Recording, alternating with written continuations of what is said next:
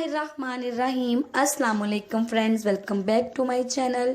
कैसे हैं आप लोग फ्रेंड्स? आज मैं आप लोगों के साथ मटर सेव करने का मेथड जो है वो शेयर कर रही हूँ। फ्रेंड्स, हम किस तरह से मटर जो हैं उनको फ्रीज़ कर सकते हैं।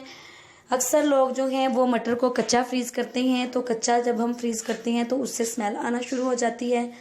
तो फ्रेंड्स, हम क्या करेंगे, सबसे पहले ये मैंने मटर लिए थे 5 किलो, उनको मैंने दाने उनके निकाल लिए हैं। अब हम उनको अच्छी तरह पानी से धोकर अब मैंने मटरों को पानी के अंदर डाल लिया है और इसके अंदर 3 चम्मच सफ़ेद सिरका विनेगर डाला है और 6 चम्मच मैंने इसके अंदर चीनी डाली है और उसको मैंने चूल्हे के ऊपर पकने के लिए रख दिया है।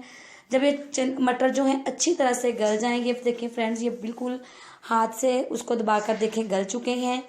तो जब ये अच्छी तरह से गल जाएं तो आपने पानी लैदा कर देना है। अच्छी तरह से मटरों को किसी टोकरी के अंदर छान लें और फिर उनको ठंडा होने दें। जब ये ठंडे हो जाएं तो आप इस तरह से ये जो सिंपल शॉपर की थैलियाँ होती हैं उनके अंदर आप इनको भर लें, या फिर आप एयर टाइट थैलियाँ जो हैं वो बाज़ार से मंगवा लें। लेकिन ये भी बेस्ट तरीका है, इसके अंदर भी आप अच्छी तरह से भरकर जितने मटर आपने थैली के अंदर डालने हैं फिर उसके अंदर से हवा निकाल दें और अच्छी तरह से गिरा लगा लें। और गिरा लगाने के बाद आप इसको फ्रीज़र में सेव कर लें तो ये कभी भी ख़राब नहीं होंगे।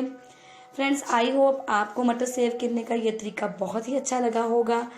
तो फ्रेंड्स, अगर अच्छा लगा हो तो कमेंट सेक्शन में कमेंट डालकर मुझे ज़रूर बताइएगा। ओके फ्रेंड्स, अपना ख्याल रखिएगा और दुआओं में याद रखिएगा। अल्लाह।